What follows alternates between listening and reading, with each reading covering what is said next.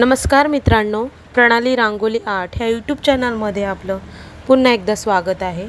येत्या दिवाळीच्या सगळ्यांना हार्दिक शुभेच्छा।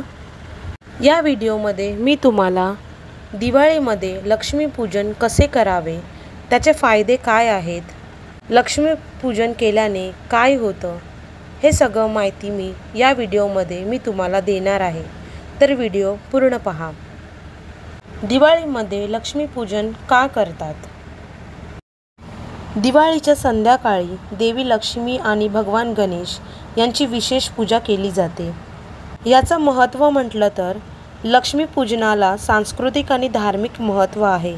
देवी लक्ष्मी ही संपत्ती, समृद्धी आणि सौभाग्य यांच्या आश्रयदाता म्हणून पूजनीय आहे। दिवाळीमध्ये लक्ष्मीपूजन कसे करावे? दिवाळीमध्ये लक्ष्मीपूजन हे अश्विन महिन्यातील अमावस्येच्या दिवशी केले जाते। या दिवशी संध्याकाळी शुभ मुहूर्तावर लक्ष्मी, गणपती आणि कुबेर यांची पूजा केली जाते। लक्ष्मीपूजनाची तयारी कशी करायची? घराची आणि पूजेच्या जागेची स्वच्छता करा।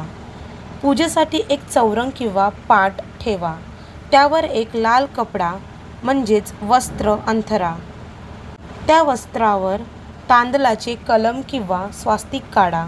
पूजेसाठी लागणारे साहित्य एकत्र जमा करा, जसे की लक्ष्मी आणि गणपतीची मूर्त, कलश, हळदी कुंकू, अक्षता, फुले, दुर्वा, बेलपत्र, गंगाजल, पंचामृत इत्यादी यांसारखे ते एकत्र जमा करा।